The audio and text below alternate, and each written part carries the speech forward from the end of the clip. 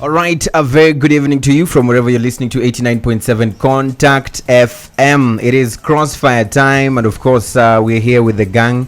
I have ladies first. She's feeling so intimidated today, but she's feeling better because she's sitting next to me, and she's Nash. Nash, how are you doing? I'm okay. How are you? Today, I feel like not even giving them a chance to talk. Just you and me today. How's everything?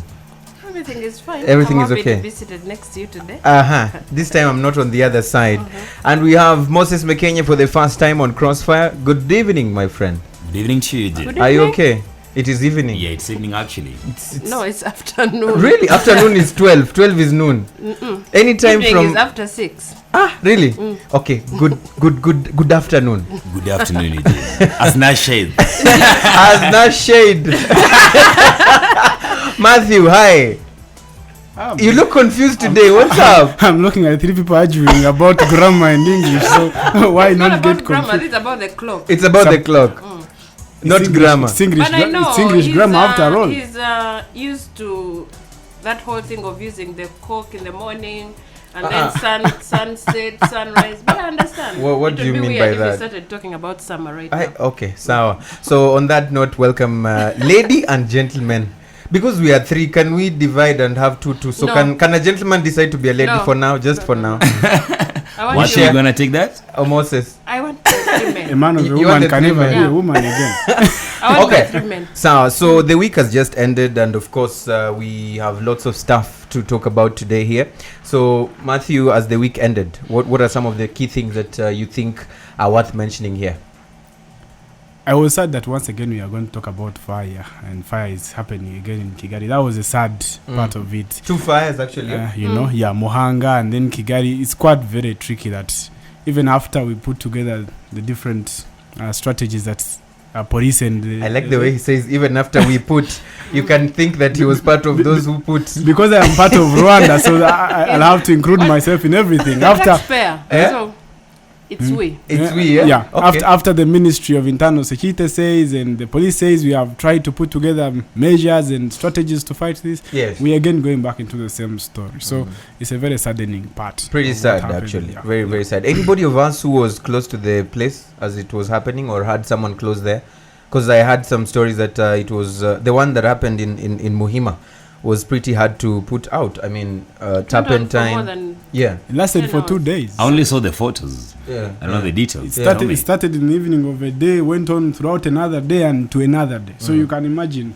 I was chatting with a couple of people who are within the fire department, and they were saying the challenge was we had very many. No, Matthew, so flammables inside the it means place. somebody sleeping on a job, actually. Somebody sleeping on his job. Who's I that need, somebody? I need to know what they were saying. What were they What saying? were they saying? I mean, a lot of inflammables, paints, you know Yeah. what? So, Actually, yeah. you know, yeah. So it became very hard to put out the fire. And one of them is not even part of the police. The person I was talking to was an individual, he's an expert in From fire. where? He's From been where? in From UK, where? so he was brought by the fire department to come and help train a couple of other people. So he was telling me that it's not just an issue of Rwanda. Even if this fire happened somewhere else where they have a very strong fire department, it would be very hard to put out a fire that has been, that happened in a place that is full of stocks of paints. So it was a tricky situation.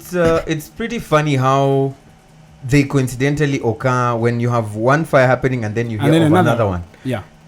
Does that ring a bell for you? I mean, what does that make you It did. think? You know, I even think I if it's prefer you being on speculation. the other side. He's now Closer. he's now far-fetching his issues and he's so direct to you, you know.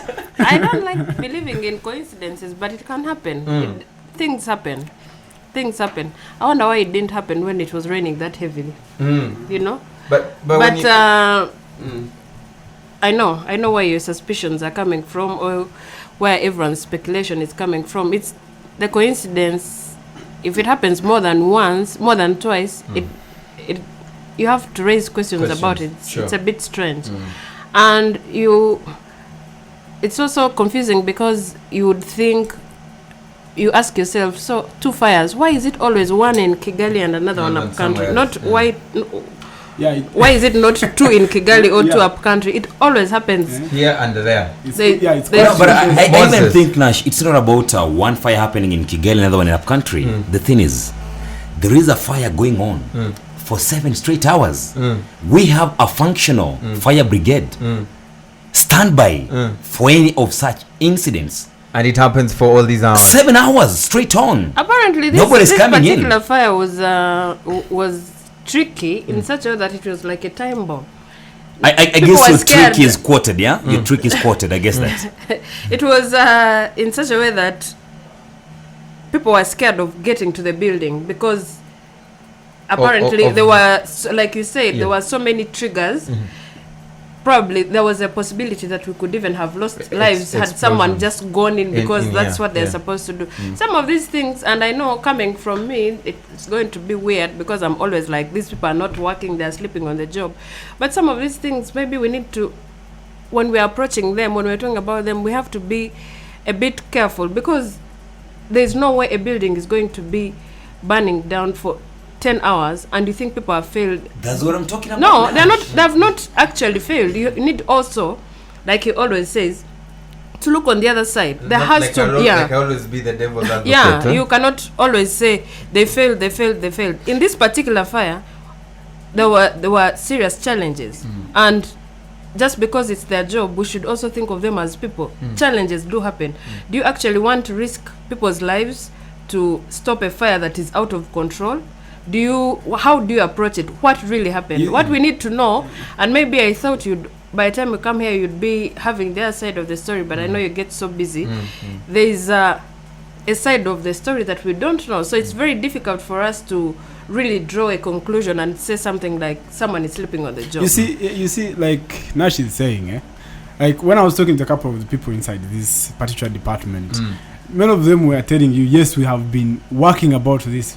Yes, you're saying you've been on job for 7 hours and nothing is happening, but it's not because we are not doing what you're supposed to do. Even if you brought 3 complete fire departments and you put them on this particular job, we are talking about things that you're trying to put them out and they are adding more fire. It's not like a fire that is reducing; it's rather increasing every after minute. It's putting one gram of paint as you guys say. I mean, this definitely was a lesson for either our firefighters or our authorities, because if we had such a fire of that magnitude, which you say, should we risk our lives or the lives of our firefighters to go and put it off when it is at this level? Then it definitely, let me just finish. Then it definitely brings to the point or the question of then how much trained are our firefighters, or how much sophisticated equipment do we have to put out such fires of such magnitude? Because one day you'll have people in there, or you'll have things that you have to salvage,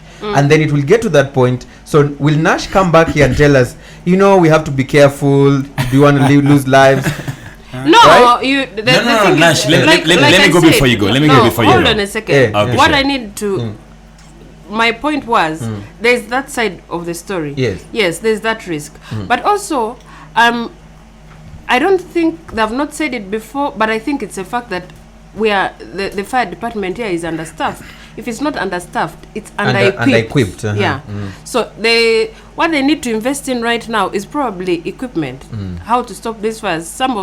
If you've seen on TV elsewhere, people don't even sometimes need to go in there unless they're going to rescue people. Someone, yes. But what kind of equipment do we have? How efficient is it? And how readily available is it? Because if a fire starts out of Kigali, sometimes it takes 5 hours for people to get there. Why? Because they have to go to the airport. Then there were only 2 trucks at one point.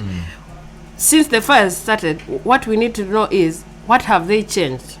Because there's a difference between you telling me you've changed something and then you actually doing something about it. We don't need to hear about words. We need to hear about actions. And maybe one last thing. Yes. Really, someone needs to come out officially and tell us what really happened with that fire. It's kind of weird. I know, as much as I say it seemed to be more complicated, someone needs to tell us why it took 2 days. Sure. Moses, you wanted to say something. Yes, Kabini. I want to counter your argument here. Nash, you're telling us that people don't want to risk their lives to go in and calm down a fire. It doesn't make any sense. When I go to a war front, I know I'm a soldier. I'm taking a gun and I want to receive a shot any other time. So the thing is, the fire brigade doesn't have any excuse for that. When you say that we don't want to lose lives, trying to calm down a fire, to me, something it that doesn't we've make been any trained sense. for. We've gone Yeah. through Anyone, now we are anyone. saying we are scared of going No, in no, there. no, no, no. Who you will see, go in? Anyone Who will tell will you. go in? Anyone will tell you Yes. that there is no job unless you're saving lives. Yes. That is worth your life. Uh, So, and I repeat, anywhere you've seen fires, unless they're going inside to rescue people, Yes. there is no one who will tell his firefighters And to go go in. in. Nash. Never. No, I'm coming in again. Yes. You said about the equipment. You send somebody coming from the airport, coming over. First tell me about how being a soldier is going to help anything, trying to be a hero. The thing is, when I take up a job Yeah. as a journalist, I know I'm going to go to the field, I'm going to gather news, and somebody will listen on the radio for my I think something is happening here. So Wait the a thing second, is- Moses. yeah, Moses yes. is forgetting his ethics as a journalist. Yes, You see, we already there is no said- story worth we already dying for. said that a good journalist is a living journalist. The moment you die, you're no longer a journalist. So Even you, Maybe Eugene, the you're not question- going to tell any of your journalists Yeah. that Eh? there is a fire, there's something. and now like go that. and see what Whoa. is burning inside There is that house. no one who will ever cover a story. Nash, There's no Nash, Nash. firefighter who will ever enter a building unless they say there's a child there. Maybe- There's a human being there. Eugene, Nash, and Matthew, Yeah. let me come in again. When Nash speaks about the equipment, Yes. I think behind that, and I think of investment. Nash, how many people do we have in Kigali right now, in Rwanda, handling the fire brigade system? You tell us, how many do you know from I'm your waiting for him to background? tell me. I Do know you- like three. 3. I know like three. And I don't want to what's their mention names. capacity? The thing is, the system, does it allow? Let me give you, I'm not trying to be a critic or something, but what I'm saying is, G4S came into Rwanda. G4S is a worldwide known company, security system. They came into Rwanda. How long did they survive, Eugene? Tell me, please. I don't know. You tell us because They survived Finish for it. a very Finish. short time, Uh-huh. and they were out. And why is that? Why? Why were they out, Mr. Insider? When I'm talking about that, no, I'm not an insider. What I'm talking about is the system. G4S. What system are you talking about, Listen, Mr. Matthew. Moses? Yeah. No. The G4S Yeah. sold its shares to some local firm, and the guys were out of the market. Why? Were they forced to? But you see, that is sell? business. That's That is business. business. I If know. they are here and they don't see any business, Yes, I mean, they'll sell. need, then My- they my go brother- out of the If- market if and they they were do something forced, else. if they were coerced to Uh-huh. leave the market, then Unless maybe that that's is the what you're issue. saying, Is that that what the you're business saying? environment here, I'm waiting coerces- for him to connect Nash. this to the Nash. fire. Nash. Please. I hate looking at things at the face value.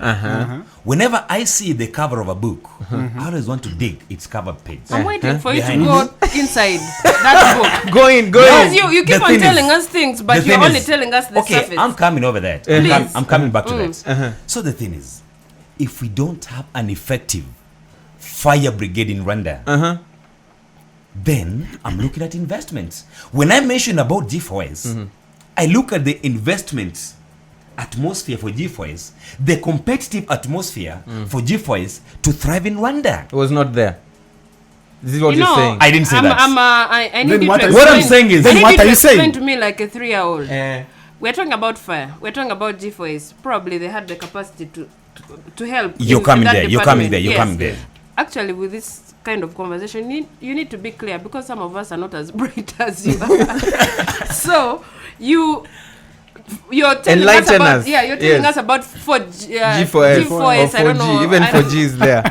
then, Yes. then you're telling us they left. Then you're telling us Yes. about investment. So are you trying Please, to can say you that connect? the market is not that good for other players to come in that can help our police force to fight fires? Is Make this your what you're point saying? right, because Make Wait, your wait, point. you're Okay, placing okay. dots in Yes. different angles. and I you're say- connecting Yes. them. And quote it, Moses Mekenya said, monopoly kills us at times. This is what is killing us. Monopoly kills us. That's If all. me, What listen, kind Nash, of monopoly are you Matthew, talking I'm about? talking. He's saying the monopoly, only So the is- police force, I I think. didn't talk about the police. Oh, force okay, yet. sawa. I'm talking about monopoly. Who is the monopoly in this If- market in the fire issues? Yes. Matthew. Tell Yeah. us. Matthew. Let's look at the issue at If hand. I Yes. think Yes. me as Moses, Yeah. I can write, Eh. I can edit, Eh. I can interview, I can do everything, and there is a Matthew sitting to the side with very, very many skills to bring aboard, then I'm wrong. So the system, when I'm talking about the system, Which system? Make sure people understand what you're saying, because if you keep on Because I tried to help him, then he said it's not that. So- I'm actually so I want him to say I'm himself. What is going it? to start timing him. Okay, Because let's I'm go. getting confused. The more he TikTok, talks, the more TikTok, confused I TikTok. get. And I think Eh. you have a point in there, but you're confusing us and probably even confusing Nash, the listeners. Nash, I Even believe, himself. I believe Nash, Matthew, Eugene, you guys, your elites. When I speak of a system, I speak I of know governance. Yes, I know what So you do mean. you want me to break it down to no, zero scale? Actually, I do know I'm what talking you mean about by governance. system. Yeah. So the thing is, do we have an environment whereby any player can come in and be a part of the economic building? That's what I'm talking about. I don't want to hear of a certain player dominating the whole scale. Is all circle-rounded.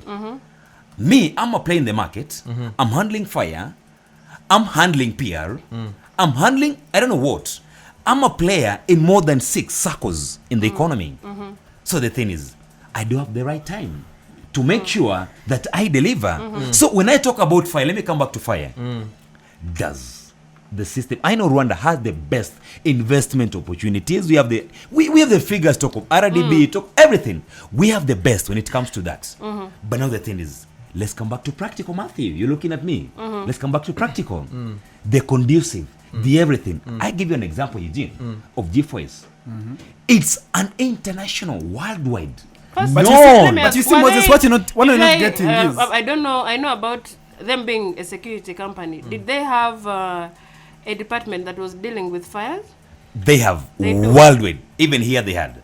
Trust me. What I can say here, so that we can save those who are feeling confused or not understanding what's going on. The question we're asking here is pretty simple, and you two who's listening to us can participate and tell us: is it true that our firefighting teams in Rwanda are ill-equipped or understaffed? We're talking about Or both. We're talking about dealing with fires in the country. So you can as well contribute by telling us what you think is. And if you're tweeting us, you're using the hashtag Crossfire CFM. So what he's saying is that there seems to be monopoly in this case, whereby we have got me right. only He one got me player right. dealing with everything, and therefore when there's need for help, then he stands alone. So in this particular case, maybe if I also got you right, is that you need the system, the so-called open system up. you're talking about, to open up the market for other players who do the same thing to be in the country. Is this what you're saying?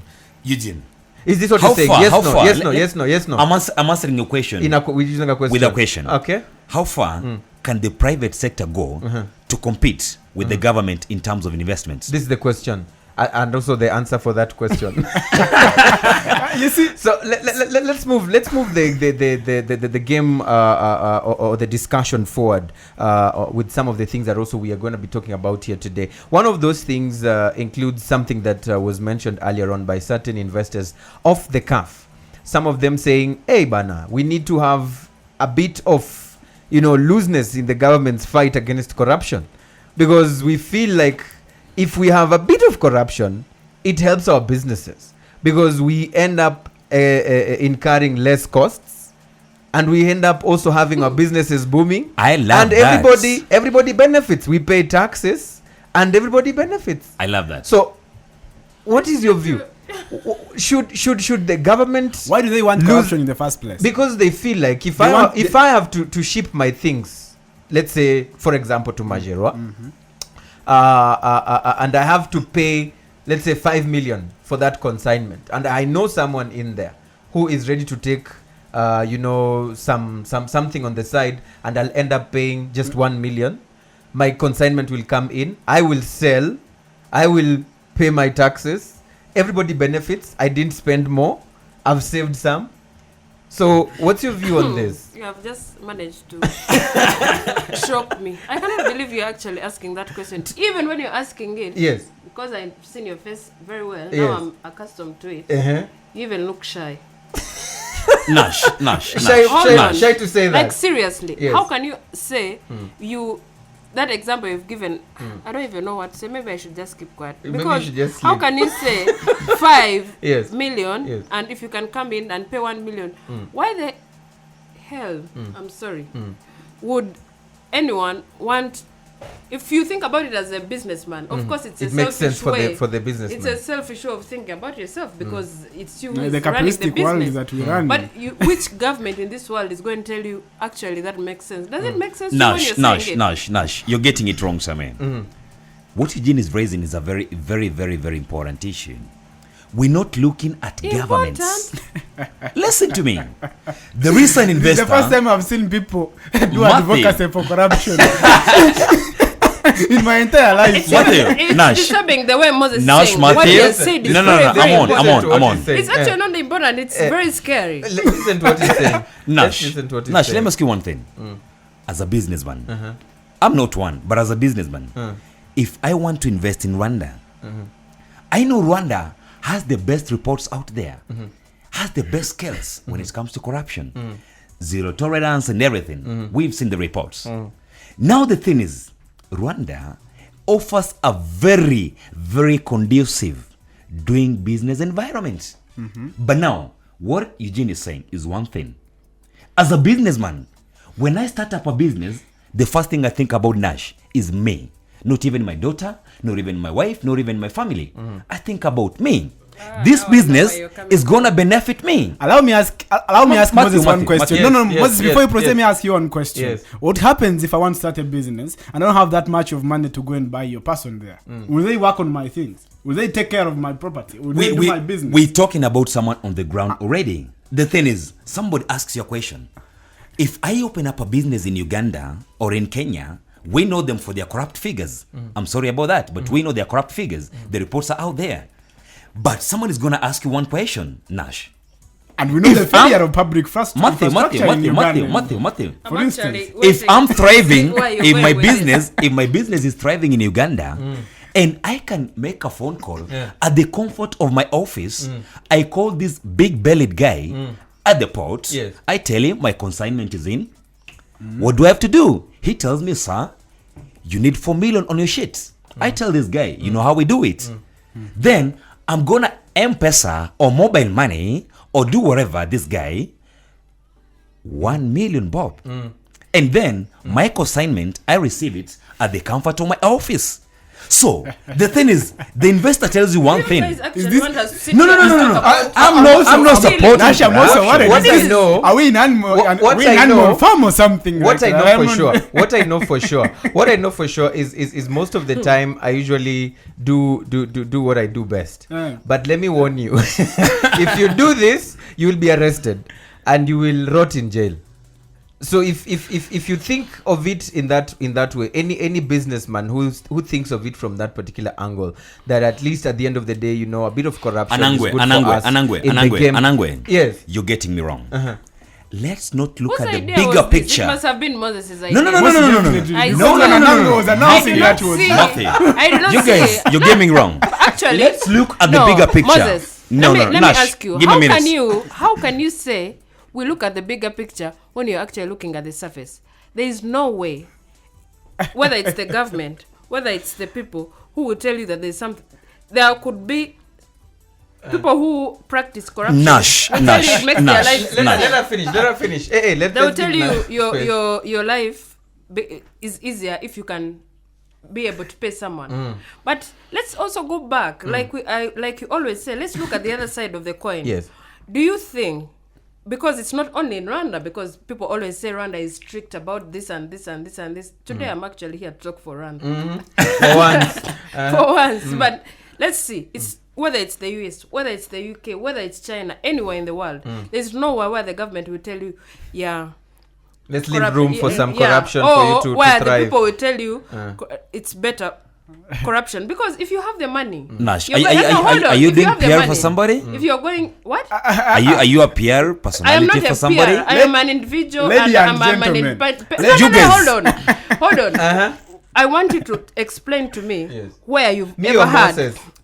anyone. Whoever. Anyone. I want you to explain to me where anyone will I'll ever answer tell that. you Yes. that actually we should encourage a bit of corruption. Lady and That's gentlemen. number one. Yeah. Number two, Yes. I want you to also explain to me how fair that is. You have the 1 million to Yes. pay someone in Nash, same as everyone. I'll Let me answer you finish. at that stage. Let her finish. What about me who doesn't have the money? Exactly. That's And I the question also want asked to open Moses. a business. I want to also thrive because what when the government is putting up all these things, it's because they want money, but they also want the people to thrive. Has to be a system. That's the reason why it's called a system, how things are done. So it's going to be unfair for others. 1 million, and if I don't have it, my kids can't go to school. Before Moses answers anything, Matthew. let me chip in a little bit. Yes. Moses is telling us we want to look at the bigger picture. But he's telling us that while he's saying that when he's starting his business, he looks at himself, not even his wife, not even his children. So he thinks about himself. So he's telling us a bigger picture And I can while he's repeat considering that. himself. But wait, before you even chip in anything. So you're saying that you saving your 3 million and you pay 1 million instead of 4 million, you're doing a very good service to yourself. But what happens to the public good that we always talk about? He doesn't care about Let me answer you that. Let me answer you that. Wait a second. Let me In answer those you that, countries you're Martin. telling us, you're telling me Uganda, you're telling me Kenya. What happens to the public Nigeria, infrastructure? talk of Nigeria, What South happens to the Africa. public infrastructure? What happens to the public infrastructure? The Nigerian government, you're telling me, the Lagos institution, for 7 good years, they've been trying to put off a social housing project And for 7 good years, and and, it doesn't- has completely failed because of corruption. So Anangwe, tell me what Matthew. happens to the public good? Anangwe Matthew. I'll even have to pull the microphone near for you guys to get some sense in this. Okay, pull it. When you're looking at an economy, the private sector is a key player. But the in economy is not in people's pockets. No, I'm coming there. The economy is not in people's pockets. So, if I don't have players coming in to participate You in my open the door circle- for corruption. No, I didn't say that. I didn't say that. Who said For it? instance, let me ask you Who something. said it? Let me ask you something. Let me ask you something. Do you know how long it takes you to get a car shifted from the Mombasa port to your warehouse in Rwanda? Is it because of no. corruption? I'm That's the simple system. question. That's the Is it system. because That's of the, the that's the system? process. That's No, the I'm process coming there. that No, is needed. Anangwe. Yes. If it's gonna take me 14 straight days to get a car from the port of Mombasa Yes. to Rwanda, then I'm waiting on to make a coin. Matthew, listen on. Then I'm in a different system whereby I'm gonna make a call, Nash, and say I need the car, I need the fleet at my warehouse in 14 hours, and it's gonna be done at a cost. At a cost that is even much cheaper than what the system so is who giving benefits? me. Who benefits? Me. here? Let's It's me. explain. It's No, me. It's you. But now, So is that the but bigger now picture the you're telling us? government? So the bigger picture is about you. There's a reason why he's not a leader. Business is about me. There's a reason why you're not a leader. There's a reason Because why if you cannot Moses' actually. bigger picture is about Is him. So that's he the is the picture. bigger Because picture. I'm a business guy. I'm a business individual. How, That how, is how, very how does interesting. that translate into the growth of the economy? Economic growth. What happens to public infrastructure? That's what I asked you. When Mark Zuckerberg tells you about Facebook, Facebook is his brand. Yes. So when he tells you about Facebook, when the guy of Apple tells you about Apple, he speaks about him. Moses, get straight Then- and tell us things No. straightforward. His contribution I'm going to the I'm going economy. to support you Ah. if you explain to me how That will translates into the translate economic into the growth development. of an economy. I tell you this. Tell me. Okay.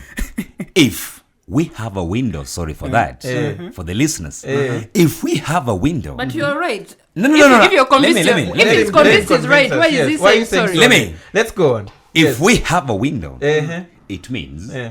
somebody in Nigeria watching the economy of Rwanda, looking at the atmosphere, the investment atmosphere in Rwanda is going to think one thing. If I move in that system, The then corrupt system. I don't, no. I don't have to go But you see, through these Moses, procedures. some things you don't Listen to me. Then it means I'm pulling in more investors. When I'm pulling in more investors, because of the system, Through a corrupt window. the flexible system that I have, it means I have a larger private sector thriving on. The number 3, the same translates in figures to my economy. You know what happens in such a system? You get my answer? Anango, Yes. allow me to put something clear here for Moses. eh. You know what happens in such a system? You're allowing people to accumulate money in their pockets, and what they do not trust that country because they know this country is about corruption. So what happens when they make the money? They swindle the money right away to the countries they trust. They have the security to cater for their money. So you leave a country shrinking. The economy is shrinking.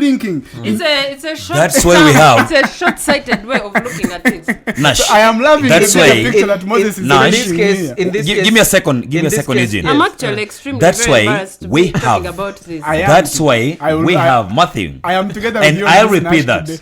today. That's why we have the government competing with private sector key players in investments in Rwanda. How can you say? You know that, why? Moses? You know Moses, what? give me one proof for that. You know what? And Wait, then I'll help you to I pull it even from- I Tell even me. asked I even asked him, and I'm not convinced at the answer, because I don't see it trickling into the growth of the economy, and that's why I need you to hold that thought and that particular point. And we'll take a very short break so that we can pay some bills and have some salaries paid And right avoid here corruption. and avoid corruption in this particular case right here on Crossfire. You're listening to 89.7 Contact FM. In case you're wondering what's going on, it is Crossfire, and we'll be back in just a moment.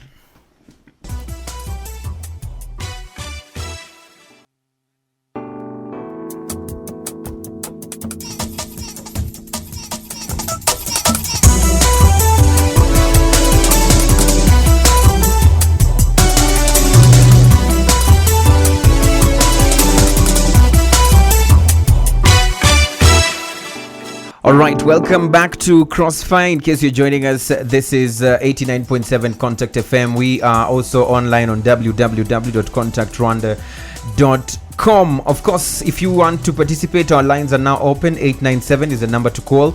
Or if you want to send us a message, write the word contact, leave a space, send your message to the numbers 5000. All right. And we're also on Twitter. We are ready to read some of your feedback on some of the conversations that we are having here. The hashtag you're using is Crossfire CFM.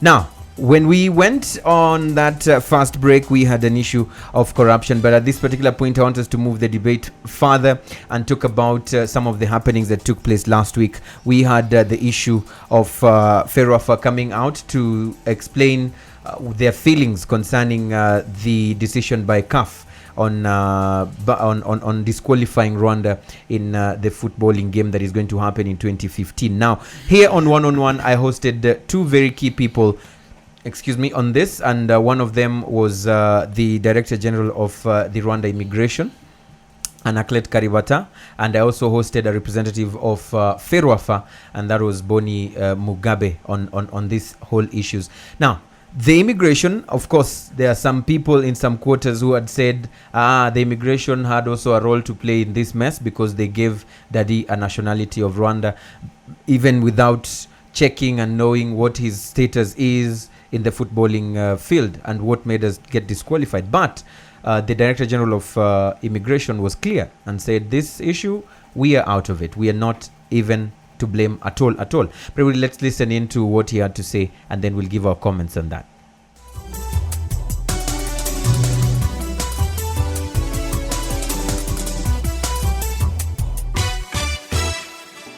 There are two things. There name changing, Yes. which is in that case, Yes. that Birori was called in Rwanda. As I said earlier, Rwanda accepted dual nationality. He came to Rwanda and assumed the Rwanda name. He became the Birori. And in the process, through, I think, the Minister of Sports, he got, because he was playing for Rwanda, as in other countries, he was eligible for that. So other details now of how he changed name back to the other names, I think this is not part of immigration. Mm-hmm. That is something else. Mm-hmm. Yes, yeah. So immigration is vindicated, is not involved in any of that. The issue of changing names or anything, no. What we know, he came to Rwanda. He was playing for the Rwanda national team as other countries.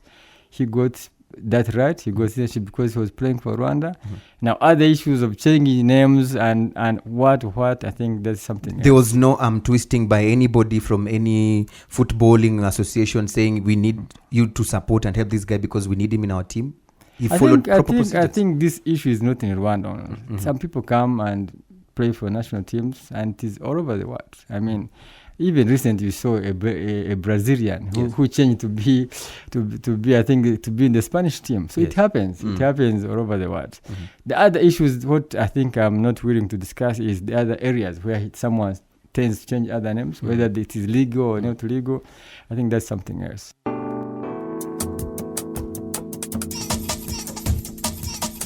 All right, there you go. That was the Director General of the Rwanda Immigration and Emigration Department. Probably your views, guys, because he says we have nothing to do. He followed procedure in acquiring citizenship in Rwanda. We give citizenship in this country because we accept dual citizenship. But on the issue of changing names, that's where I think we need to really, think ahead. I mean, Are you guys convinced? Do you really feel, because I have to bring him here in our court here, the Crossfire court, do you feel the immigration department is off the hook on this one? Let's start with Matthew, because you're having the pointing fingers. Why is the lady in this room pointing at me around? Anyway, Yes. what Karibata is saying, Yes. I think he's right. They accept dual nationality here in Rwanda. I mean, I might be a Congolese and I also have the Rwandan nationality and I want to play for the national team. Yes. But then, what I am not understanding here is, normally we know that the migration office here is a very critical office. I'll give you a very simple example. You see, when I had just come to Rwanda, I'll give an example on myself to make things very clear. When I just come to Rwanda, I was still using a Ugandan passport, and when it expired, I got. How long ago was that? I won't mention it. When it expired, Yes. I got a laissez-passer here in Rwanda, and then after I needed a passport for some travel because I wanted to go outside the region where my laissez-passer would work, and then to get that, it took me a lot of time until when I even lost the opportunity I was running after. So what I'm trying to put here is that the system through which or the procedures through which I was taken were as stringent as any can be, because my name was questioned. They asked me for people who know my name when I was just born, for them to tell everybody or to make sure that things are put straight. Wait a second. Things are put straight that this is the real name of this person. So unless there was reason to make things faster for Birori, unless there is reason that should have been discovered that he had another name somewhere. So you can't tell me that the migration office is completely off the hook. Can I ask you something, Mark? Go ahead and ask. Do you know that Rwanda, the country of 1,000 hills, is the place where getting nationality is easiest in Africa? Has somebody ever told you that? Do you know what it costs you? It doesn't mean to outside get of the nationality. procedures. I didn't say you're bringing the corruption thing back again. I didn't say outside the procedures. It doesn't mean you go outside the procedures. Do you know how much it's gonna cost you to get the nationality of a Zimbabwean? How much? Do you know how much it's gonna cost you to be registered as a Nigerian? You're bringing the story, so give us the real facts. But the thing is, in Rwanda, you've been here for 5 years. You speak in Rwanda. Have you ever gone for a nationality interview? Seriously? I wish you'd gone for one. I've gone for one. Did you get the nationality? The thing is, the kind of question they're asking you, they want to know how good you understand Rwanda, how good you understand the culture, And that's all. and how good you can speak the language. They are not looking behind that. So which means, with my Kinyarwanda that I'm proud of speaking, and with my understanding of the culture, and with my understanding of the whole Rwanda as a country, I can comfortably walk and say, I want your nationality. So when I need nationality. So when you went for that interview, did you get the listen. nationality? Did you pass? Listen, When you went for the interview, did you pass the Are you interview? a Rwandan national? Are you now a Rwandan? Maybe he didn't. Guys, He wasn't guys, able to. guys. No, I need you. Anyway, that's let's private. forget about- That's private. That's private. You're proud of speaking Kinyarwanda and you're not proud of mentioning if If got you're it. a national That or means not. you failed. No. Anyway, If you had been proud, you would have told I'll us. proudly tell you, Umva, listen to me. Yes. What I'm saying is, at the end of it, the ball of contention is, why are we creating a system that is so easy to accommodate a foreigner, I think that's a to different be system absorbed, altogether. into the system and have our nationality? Then the next time this person is using our nationality, the proud Rwandese nationality, to go out there and mess up, then where will the reference be? The reference will be back to Rwanda. But they'll say Birori is a Rwandese. But I think They'll we are- say we are- Mekenye We are Maybe losing we're track of what we're you're losing talking track about. of this. Anyway. What we're asking is, looking at all this saga of Daddy Birori and what happened, we had Ferofa, which had to explain to the citizens, and they said, for us, we are not in any way to blame for whatever has happened. We have a bite of Boni Mugabe, which will be listening in a very short while. Now, the other system or the other institution was the one that gives nationality, and this is the Rwanda Immigration and Immigration, where we had its director saying, for us, I mean, he followed procedure, we gave him the nationality. How the long rest had he of the been in things, Rwanda? Please, I need to know that. You see, let me help you. Let me help Do you have here. any idea how long he had been in Rwanda? No, I may not not have That is even not a very year. clear, but Yeah. let me help you Not- put not something even a here year. straight. Not even a year. Uh. I can say. Why? Are you Because Daddy Birori has been 100% sure? playing for the Rwandan team for a couple of years. I think. Hold me ransom for that. Hold me ransom for that. Anyway, So, let yes. me help put something clear here. Yeah. You see, what happened in Rwanda, they created a slot that would allow people who had gone outside the country, who Yes. were in refugeeism, to be able to come back into the country and And be adopted into the nationality. Is system. Birori a part of Wait that? a second. Is he a Wait a part of that? second. Allow me Birori? to finish what I'm Yes, saying. yes. So what happened? Yes. They allowed that when you come in, because I mean many people came into Rwanda without even knowing Kinyarwanda at all, because they had grown up from Outside, different yes, countries. yes. So they allowed that kind of slot that when you come in, you go to your local authority, you register, and you are put into the procedure of gaining the nationality, getting the national ID and everything. But you see, what happens is, even after you get the national ID, the questioning mainly happens when Before. you go to get. No, wait a second. Before you receive. Allow me finish Before what you I'm receive. saying. Let him finish. Let him Allow me finish. finish what I'm saying. Yes. You see, getting the national ID, let's say 5 years ago, Yes. not today, because that sort has been taken out. There's no Rwandan living outside Rwanda who is allowed to be called a refugee, because the country says Secession clause exactly is that also is there. that is out. Done. That Yes. is out. So now that can't happen. But before that happened, what was happening is they would allow people to easily get their nationalities, because there were very many Rwandans living outside Rwanda and wanted to come back to the country. But what happened? You're Wait a playing second. the same tune. You're Wait playing a the same second. tune, Let me finish Matthew. what happened. You're going around the same thing. Anangwe, Let me Matthew. let me finish. Let me ask you one thing. Allow me to finish. Just give me 1 minute. Allow me to finish. So, what usually happened? The questioning used to happen when you go to get travel documents that allow you to travel outside Rwanda as a Rwandese. That is passport. Not laissez passer. Passport. Because when you go beyond the region, now you are representing the image of Rwanda. They have to be sure the person who's going out there I think- is Rwandese. I think so somebody- that is why I said the migration office cannot tell me Yes. that they did not know what was happening, or they are not to blame for what happened. So they are to Because blame. It is They- their responsibility. In your opinion, exactly. In your opinion, they are to blame. They are to Basically, blame. They are Nangwe. Let me- Yes. Definitely, Let me ask most you one thing. definitely. But how can If- we? if how Nash, can if we finding come? Na- No, listen. Well, I really don't like this thing of Blaming. us saying we should they are to blame. When we come to that conclusion, we need to know how did we get to it. First of all, I need to know personally how long Birori was in Rwanda before he For him to be able to have acquired that's the number Did one. Bonnie tell you that? Number two, yeah, did he No, tell he you didn't that? say. Number two, I need to know how he got his how he got that passport, because there has been talk of, depending on how the what we are milking from you, you can get the passport in 1 day. You can buy it Yeah. out. You don't buy it. Your actions or the benefits you have for the country. They You give can- roll. Yeah, You roll yeah. in the whole system. So we cannot say we can blame them when we don't actually know how long he has Understand, been yeah. here. He probably has been here for 5 years. For more than even. He Nash, probably Nash. was here for 5 years without playing football. Maybe we got to know about him After when, he when, started when he playing started football. playing football. Nash, So you cannot wake up in you the morning guys- and say they were irresponsible, they are to blame. Nash, the No, point, no, the Matthew, point, the point I'm Matthew. putting across Matthew, is Matthew, listen. that before the Office of Migration gives you a passport, you have to go through intelligence questioning Okay, to let ascertain me whether support the your nationality you argument, have, you deserve it, because they have the right to even revoke your nationality. Of course. You know, so they have to take you through intelligence questioning. So my blame, the reason why I'm casting a blame on Mr. Kalibata's office is that I'm not convinced they went through the due diligence. But But how can you Matthew, say that to when you question- don't even know? No, to question him rightly. Let me tell you, let me give you an example. Nash, Nash. There's someone I know who is very close to me. She was born in Uganda. So she gets the ID here.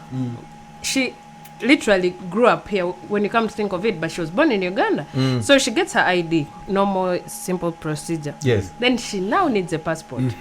So when she goes to ask for a passport, they ask her place of birth. She puts Rwanda. Do you know what she has to go through right now to get What? a passport? What? She has to go to court and report her parents And so an that they affidavit. it's a process that I cannot even begin to explain to you. Uh-huh. And meanwhile, that is according to the system. Nash. This is no, hold on. That's how the system works. You're supposed to be this and this and this and this and this.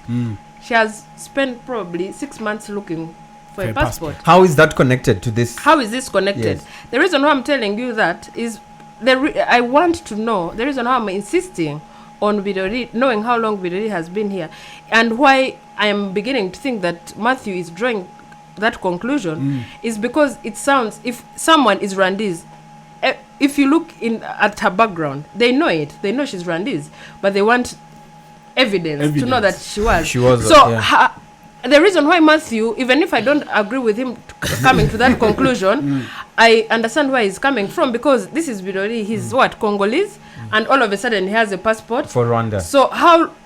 What process did he go through? Okay, what procedures did he go through? Did he actually get? You guys, did he get grilled? You're not giving the me time, way Nash. everyone else has been grilled. and If they Nash can and grill a Matthew. Rwandese like that, no, you know very well that in a Rwandese who grew up in Kenya or Uganda or anywhere out of Rwanda, if you're going to get an ID, my friend, if you're going to get a passport, you have to go back and bring someone, if your parents are dead, to indicate that you're actually Rwandese. This is the process. The case of Yes. Birori. Now let's have him talk. The on case this. of Birori, I think you're even going far. It's a simple case. What It's a happened? simple question. What happened? Why? If it was a simple Why? question, it Let wouldn't him be. talk. Why? Let him talk. I'm Let asking him you. tell us. Why should we have the Birori Yes. in Rwanda and have a different guy in Congo with the same fingerprint? Is it the The first thing time is- you've heard of dual citizenship? I know dual citizenship, but now the thing is there something behind the change of the name?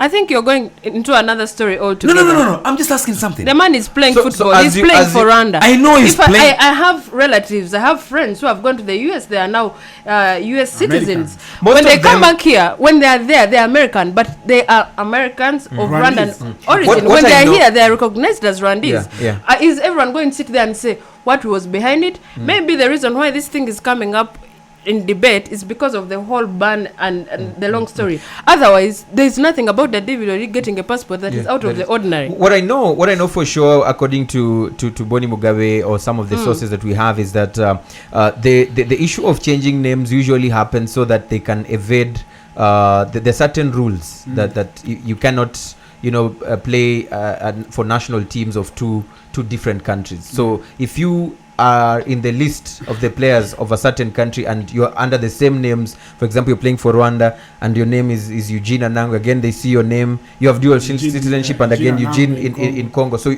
you find them changing the names to escape Now that. Anango, you but come before in. we go Now you there, come in. before we go there, but before I come in, let's have Boni Mugabe come in right now and tell us what more he knows or what more he has to say concerning this issue. This is how the interview went on One. Boni Mugabe.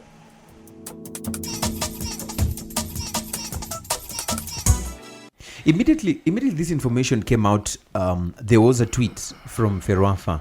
Not so particular that that's the official account, but there was a response to one of the reporters who was following up on this issue, and that reporter is Edmund Kajire, and the response was that Ferwafa, the current management of Ferwafa, is not responsible for this incident that is going on right now. Could you confirm or deny this? I can confirm that we are not responsible, but in football in general, we have the current management in general, we have to take the mistake, we have to take the blame and accept that we made the mistake. So what mistake do you think you guys made? We made a mistake by, we have to accept that we've made the mistake of fielding a player who has dual nationality.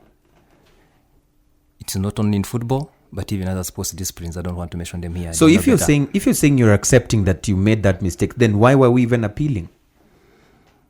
We were appealing for different reasons. One of them being what? One, the major one was because we think the decision they took was not fair. There you have it. So Boni Mugabe believes the mistake they did was fielding a player who has dual citizenship, dual nationality, and believes that the current management of Ferwafa is off the hook, should not be blamed at any single minute other than this issue of fielding the player who has dual nationality. And the past Ferwafa, the past management of Ferwafa is the one that saw this mess grow and grow and grow to the level it is today. So very quickly, maybe Matthew, what do you have to say about what he said?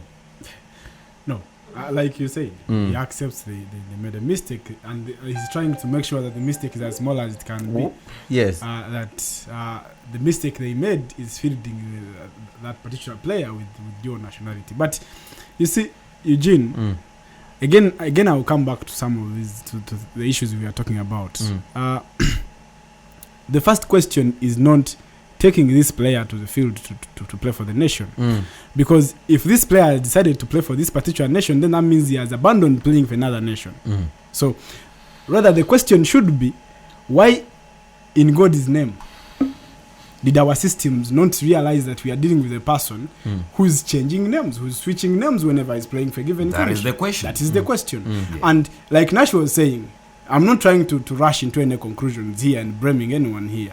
But given the kind of procedures that we normally put in place to ensure that we safeguard our nationality and our image against such people, it is quite questionable how this even happened. That means, unless if there was another force or there was a reason to subdue all these due processes and then go straight into giving this person all the documents that they need. I'm supporting Matthew.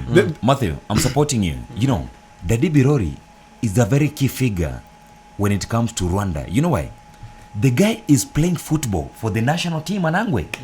So when you bring me in as a player of the national team, the Ferwafa body is the umbrella, is bringing me in. They got my hand, they're marking my strides, and they're helping me to do something. So Ferwafa cannot distance itself from the whole saga and say they don't have a role to play in that.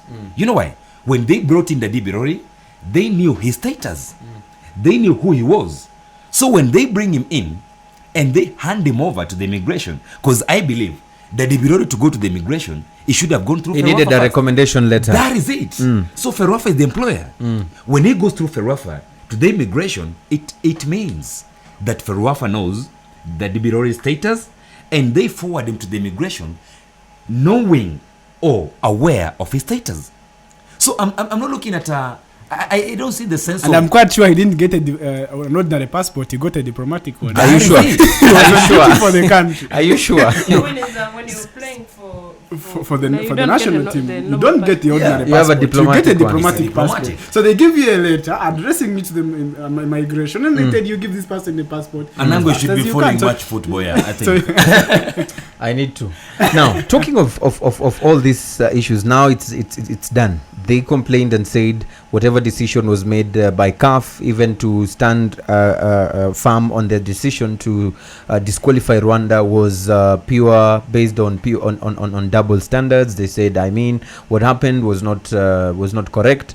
And so the good news or the good thing that came out of that particular interview with Boni from Ferwafa is that this has been a wake-up call, and all the players who are of the nature of Dadi Birori in terms of their nationalities and the name issues have been asked to clear their issues or clear their papers, and before they can even be able to play but why in or God? do anything But why in else. God? Okay, like I don't want to be the kind of person who is too protective of what is happening in the country. But then, why do you limit local talent in favor of such people? Because in most cases, these people don't even decide to come. Rather, we go after them. to poach them? Yes, we seek them. You see, what happens in other countries, someone is playing, let's say, is a Brazilian and is interested, he wants to play for the Cameroon team, let's say. Then they come and seek for the nationality to start playing for the Cameroon team. Here, rather, we go out there and we seek these people into our system. Our players in the academy are not ready. They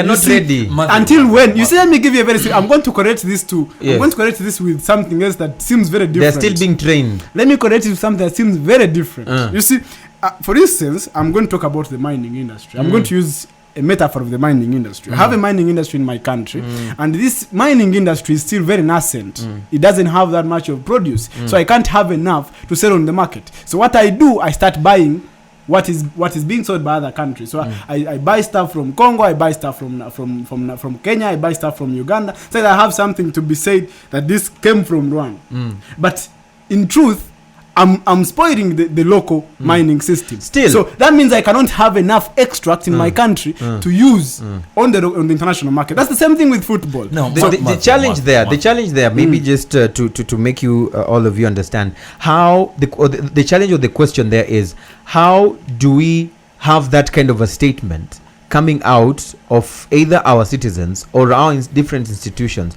without sounding xenophobic? How can we have such statement or such a thought without sounding like we are being xenophobic? Like we don't want other players to come in. Let's use our own players. How do we have that kind of a statement without sounding xenophobic? But which players? Do we actually go to look for players when we have? This is what Matthew says. We actually go to look for them in. No, I think but by the what time we happens- decide to go and spend that kind of money, you know, this country. Let's agree on one thing. My beloved Rwanda. You know how proud this country is. How they want The images. the image. We. Don't force things onto me. Then everything. If you have even one droplet of blood, Rwanda's blood in you, and you do something great, we are going to tell everyone who has ears. By the time we go and look for a Congolese to bring him here to play, I think there's somewhere where things have not worked well. Like you said, maybe our people in the academy are not ready.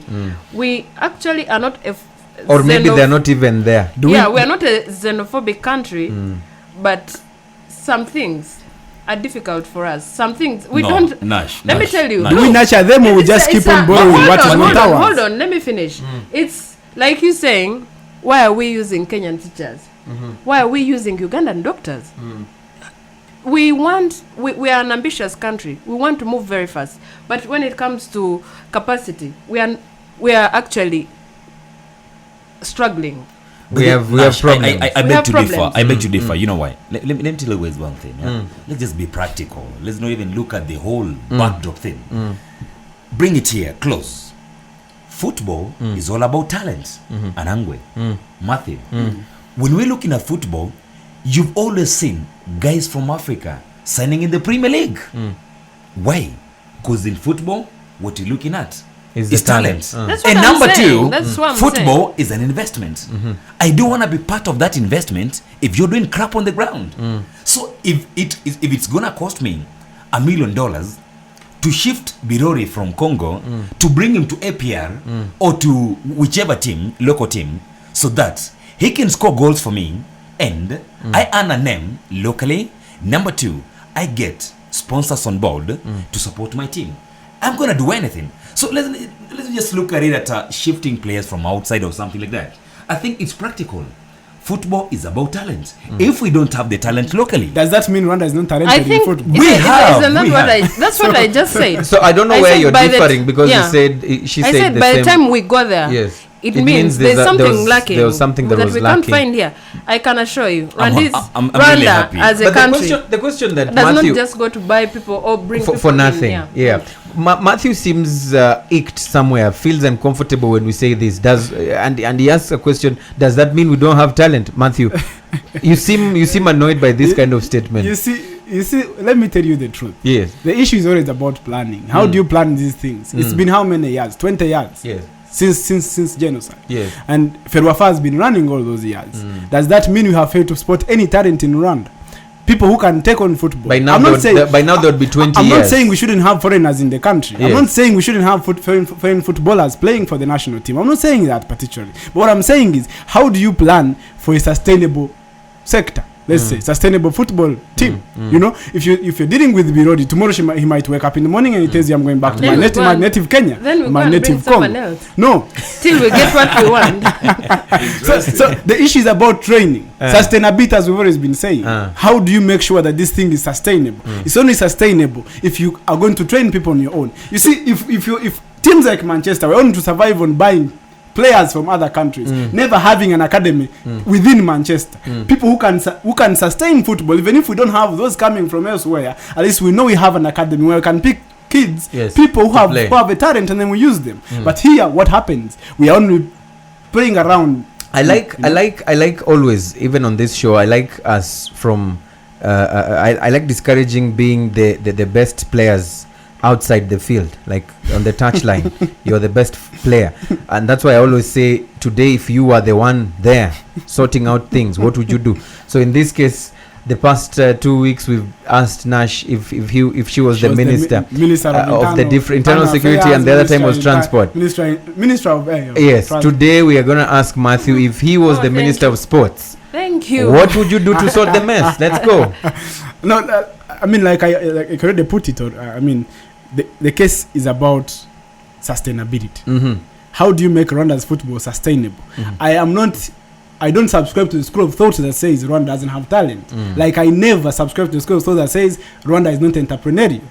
We have everything that anyone has, but the question is, how do we nurture that? So you said I'm the minister of sports, yes, and culture. Okay. No, I won't give you culture, only sports. Culture I'll give Nash. So I am not taking. Almost. Pardon me, our audience and Minister Joe. I'm not taking his position. I'm just a pseudo minister. Let me say that. So, if I was the minister and I was in charge of making sure that Rwanda's football works out, the first thing is sporting talent, because talent is there. We have talent outside this small town of Kigali. Yes. There's talent up country. There's talent in Kigali. So sporting talent, putting in place measures and mechanisms to be able to attract this talent. You see, what that means is organize football tournaments outside even the city center. Make sure that kids from all over schools, you get to see what is happening there. Get coaches who can be able to spot that this kid has something in him. So that is one thing. Number two, making sure that these kids are trained, because like I said last time, having a talent without training doesn't mean anything, because you won't be able to know how to use your talent. So making sure that these kids are put through training. That's what other teams out there, good teams do. They have academies. So Rwanda needs an academy that is well supported by the ministry. Yes. So Moses, would you be convinced by this minister here? Looking at those things that he has said. Matthew, I love it when Matthew says sustainability. Yeah. But now the question is, how sustainable is sustainability? What he's talking about? Oh dear. The Rwandan under 17 team went to the World Cup. You know that. We have that for record. When we see a young team of under 17 going to the World Cup, it means we are doing a good job on the ground. But another thing is, we've seen the harvest from that. But when we come to sustainability, how sustainable is that sustainability? But where is that team now? Listen, what is that team? That's what I'm asking about. So the question is not about whether you've been able to take them to World Cup, because even these kids were solicited from different academies. Even some came from an academy in Uganda. So the question is not whether you manage to take them to under 17 World Cup. The question is, are you able to follow them up until you have this talent, well trained, able to become the national team? To give youths that you want. Then it means midway the process, something went wrong. So, Honorable Minister Matthew, you should answer me that. The thing is, the system, your system that is handling this. The question is, the system is not there, because, like I said, a number of these kids who were used in under 17, the under 17 team, a number of them were not from Rwanda. They grew up in academies, football academies in Uganda. I will give you an example of the Tumwines. I'm telling you facts. Go check the names. Matthew, let's be practical. When I bring in the under 17 and takes me to World Cup, it's going to represent Rwanda. I don't care where they come from. They're here. They're representing Rwanda. Then you're already violating my mechanism of putting in place a system that trains them and attracts them. When I bring them in, I bring them as Rwandan talent. So what I'm going to do is, I nurture the Rwandan talent that I brought in to make sure there is prosperity, and that is my proposed mechanism. So the thing is, train them and nurture them until they have. Let's have the absolute final word on that particular issue of sorting out. I don't know if I should call it the mess in the football in the country, because we understand also that he was kicked out of the Amavubi national team. By who? He's out. Ferwafa. That's weird. Is it Ferwafa or the team itself? Who does it? It should be yes, because he's out. Of the team. Yeah. So what do you think? Is it unfair for him? I mean, they brought him. He was here playing for Mukura and from scored 2008 goals, to 2009, and he says before that when he came to Rwanda, he didn't immediately start playing football. So that means if he started really playing football in 2008, The man has been here long enough for him to go and do an exam and probably pass it. But he lied about his names. You know, that's He lied that's to the who? question. The kicking out. If you with- come in, lied to. if you come in Rwanda and you Yeah. say your name is Dadibirot, and you go in Congo and you say the name is I need different, to know, who did he lie to? Nash, I get to think the guy was coerced into lying. by who? By You have who? facts. That's by when, by listen to Mr. me. Kaf- That's when I said there is a procedure when such a key person comes to Rwanda to play for the national team. It means Ferwafa knows who I am before they bring me aboard. So You realize that Do you get the actually I sense in all realized that? that he was here. No one went to look for him. He came here to, and the first team he played with was Mukura. I was just reading it. Sorry, when you guys were talking about it. Yeah. And I didn't read the other story, but I see a headline here when he's saying that he will never ever in his life play for Rwanda again. So it could be stemming from the whole idea of now he's in trouble and Yeah, now then he you has leave been him. fired. Yeah. It's like working for a company, and then when you get in trouble, at work, people wake up in the morning and And fire kick you you. out, You yeah, know. yeah. So if they kicked him out, I repeat, I don't like having to comment about something that I don't know anything about. If they really kicked him out, Mugabe needs to tell us why. They said it's now disciplinary issues. I asked him clearly, it's being is it because of investigated. these whole measures? But he says, I think there was a time he was summoned to appear for a certain match. He didn't turn up. But they're just remembering now, move this away from this whole. But this is so unfair. This is CAF kicking you issue. when you're down. Because the man is in trouble because his only problem is the fact that he had a Rwandan passport. CAF is suspending him. The team that reported him is the team that he played for 3 years in Congo. And I don't probably expect them to defend him because history serves history serves me correctly. People always want to deal with you when you're doing well. When you you're have doing good. problems, they don't want to be associated with you. So they probably would have let him go silently. Found a way. But now they're putting cases on him that they didn't see way before CAF came in. I think it's a bit unprofessional even on their part. no, it's not unprofessional, Nash. Let's just be practical. I love being practical when I talk about issues.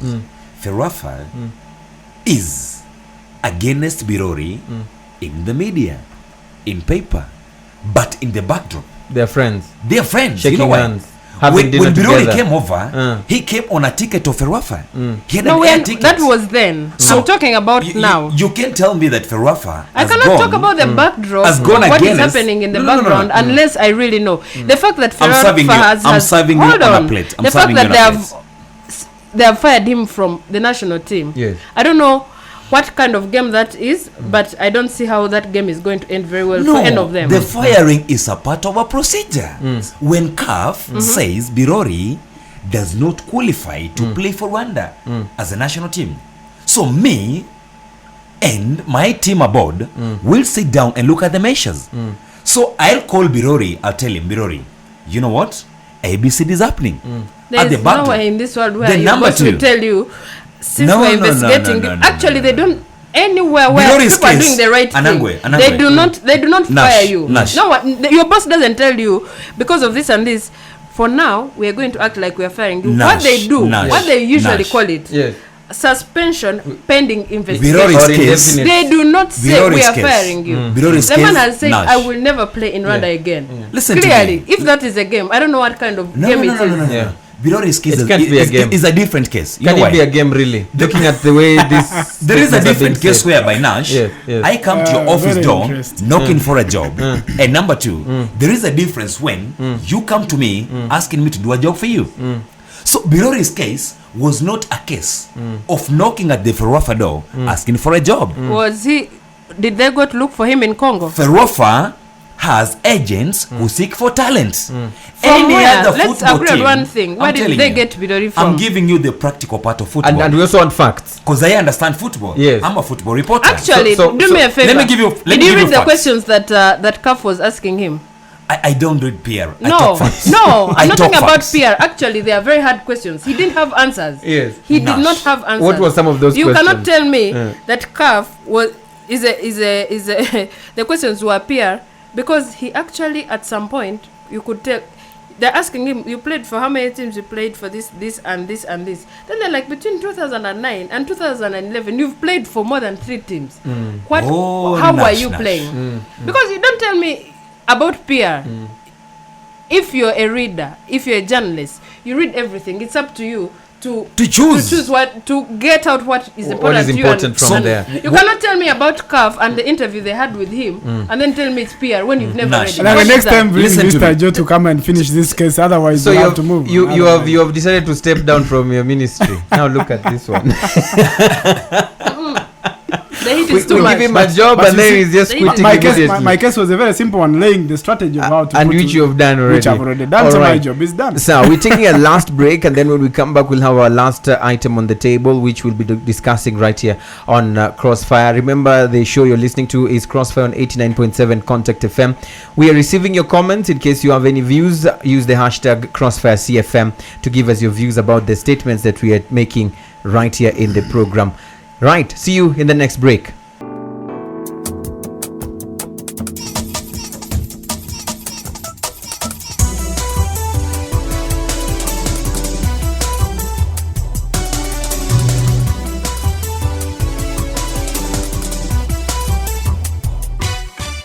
And welcome back to Crossfire. 89.7 Contact FM is where we are broadcasting from. And remember to participate, you're using the word CFM. If you're writing an SMS, leave a space, write your message, send it to the numbers 5000. Tell us what you think about some of the things or the statements that are being made right here in the program. You can as well tweet us by using the hashtag CrossfireCFM, and we'll be able to read some of those comments right here, right now. Now, we are back with our final talking point, which is the news of the hopes of Rwanda participating in Big Brother being just dashed like that, you know, after some information from Big Brother that they were not able to process their documents on time to be able to have them participate in this year's reality show, Big Brother. Nash, very quickly, what was your quick feeling or your reaction when you saw this news? Did it break your heart? Did it make you happy? Did you say, yes, they thought that they're going to be stars, now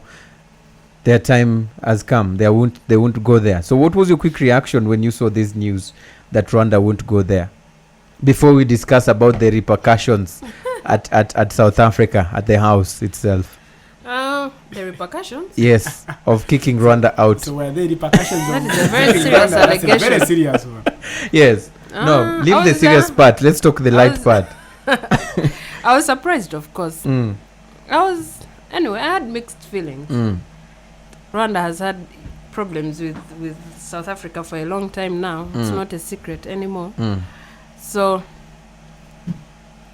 the hype they had given to Big Brother, I didn't for a second think that there's a possibility that we may not go. Mm. But then again, I also wasn't too surprised because we're not the only country that wasn't able to make it there. Yeah, there's Sierra Leone. Yeah. Mm. And also the fact that right now, as much as Rwanda is facing a tough time with South Africans, most African countries are having trouble getting visas to South Africa. They have put a bit of a lock. I don't know what the problem is. Mm. If it's the xenophobia problem, if they are trying to help maybe their own citizens do some of these jobs that people like from Zimbabwe have been doing. I don't know what the problem is, but I also know that it's not limited to Rwanda only. Yeah. So, Matthew, what about you? Because we understand even Sierra Leone, but for Sierra Leone, I wouldn't understand why. You don't even have to tell me because of Ebola. It doesn't really make sense, because there are tests that are done.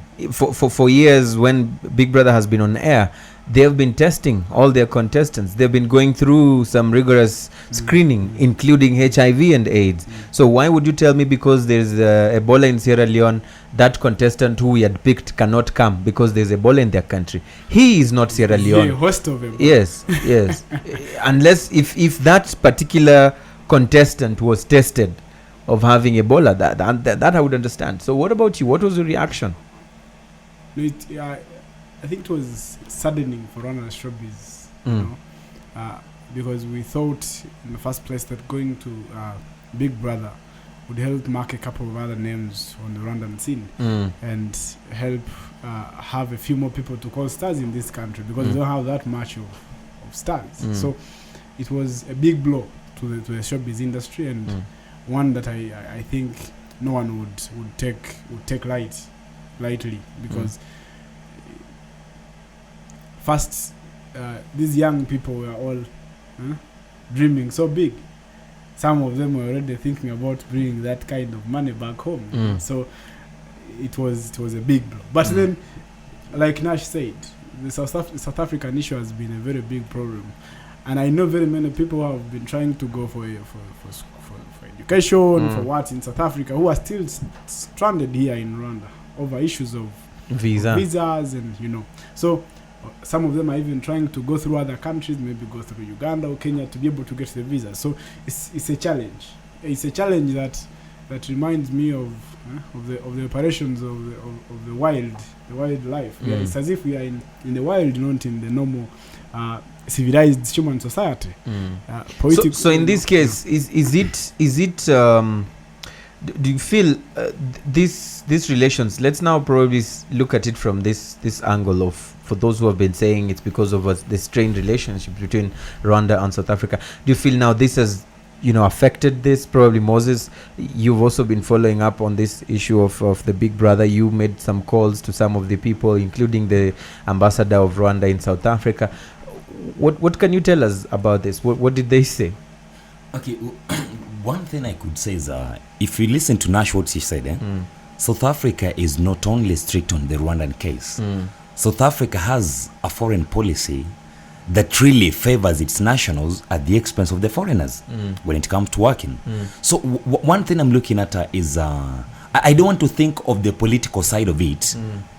Yeah, basing on the relation that Rwanda we've had with South Africa before, I won't go that side. I won't be like pushed out to the other side much. But I'll think of it as South Africa as a nation. Because number one, when I called Joe, when the news came up, Joe actually told me news that I didn't know about. Joe, the Minister of Sports and Culture. What did he say? He told me one thing.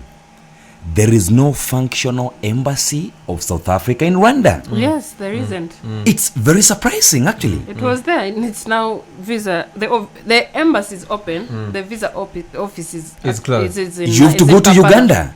As in, if you need to go to South Africa and you're Rwandese, you have to grab a Jaguar from here, travel all the way to Kampala to go and get a visa to South Africa.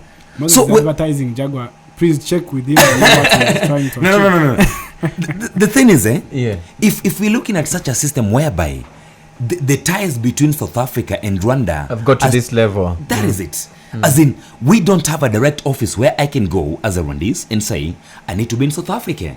I have to travel all the way out of my own country to go to Uganda or Kenya, wherever, to get a visa to go to South Africa. So I think this one is a major contributor to the whole saga. But still, even if it is, there is an issue of time. They don't tell you we have picked you and we want you to come now. There's always time. They give you enough time. And how long does it take for you to reach Kampala to get to that office of getting the visa? It's not. I don't know. For me, saying that the visa office is in Kampala is not a big deal. The question is, if you make the journey, the possibilities of you getting the visa are almost zero. They have a particular number of people that they get, that they receive in a day, and I'm told sometimes people have to wake up as early as 5. So once they've reached that number up to 1 p.m., then that is it. But after also, 1 p.m., let's also not forget that it's not only the South African embassy. Maybe we feel so bad about it because it's an African country.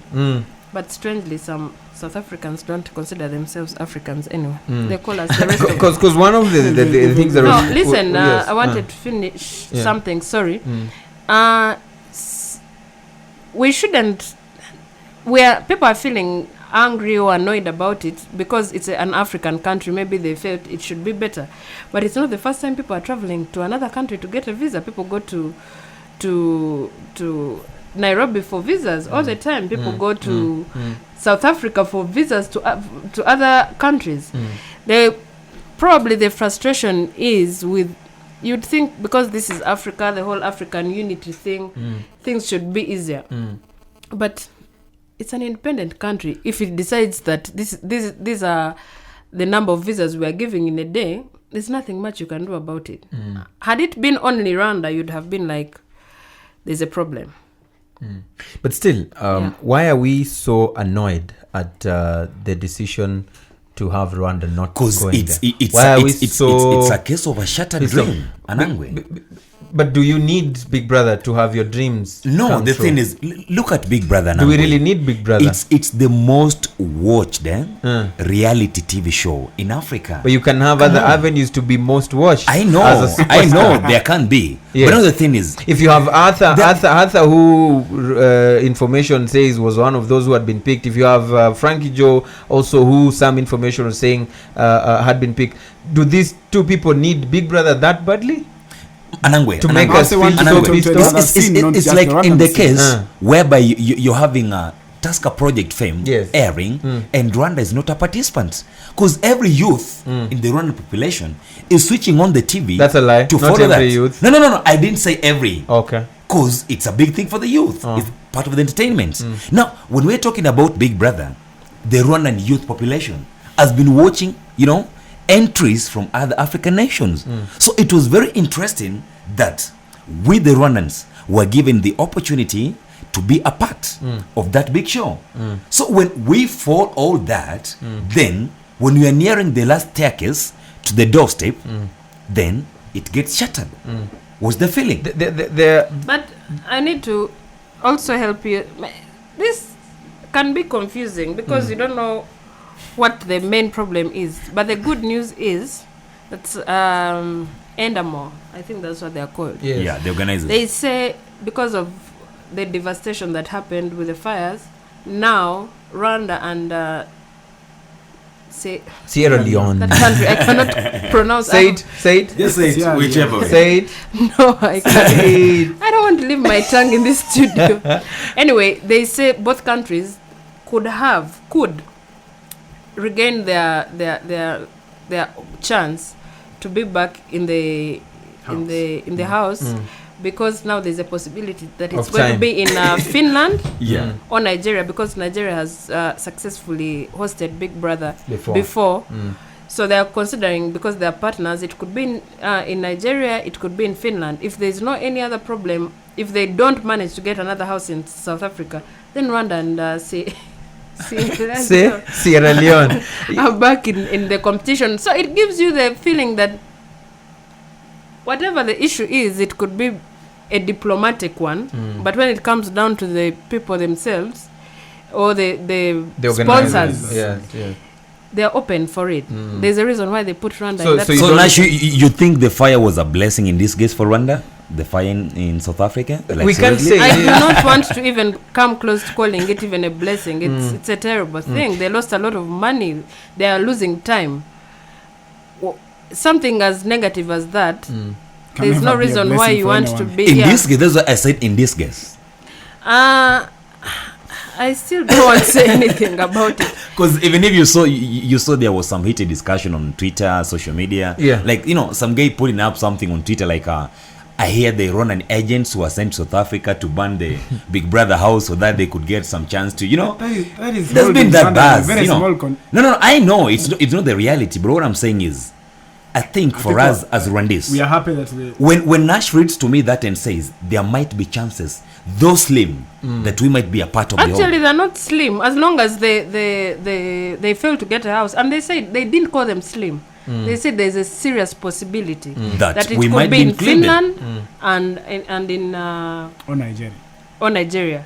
It's open. We even have flights to Nigeria, man. It will be easy. So Just what right around what there. I know for sure is that I think whatever happened at that house, it's I can say that we are lucky, or I won't say we because I wasn't part of and I wouldn't be part of Big Brother anyway. No, we are lucky as those the country. representatives. We as Rwandese, yeah. Yes, but even the representatives, those who had been picked, are very, very lucky that this incident happened when no one Weren't the in game house yet. hasn't started. You can imagine if What would have if it had happened when the games had started or the competition had started, we would be looking or staring at a very big disaster, looking at blanked And blank TVs. Yes, and blank TVs, and this would have been caught on camera. It would be live. You can imagine. It's good for TV. Unless someone gets hurt, of course. Yeah, so I think it's a good thing that this happened. But also, you never know. Maybe at the end of the day, the organizers saw the outcry that came after whatever happened, leaving out these two countries. Maybe someone had to cook some way of slowing down the start of the game. I think that would be a bit... Nobody knows. I don't know how much money that... Because you can't It's explain. a possibility. You can't explain how just from nowhere a house just burns. Are you serious? when you live in a country where every day we have fires that are just... That's a very overfetched conspiracy. Very, very over. Right. So I think we need to start packing and leaving at this particular point because we have to go. Our time is up. We're told the next show is coming up in a very short while. But all we want to say is thank you so much for being a part of the program. For those who have been listening from wherever part of the world, asanteni sana for being a part of Crossfire. We'll be back next week, same time, same place on Sunday from 2 p.m. On behalf of my panelists right here, Matthew Rahiji, thank you.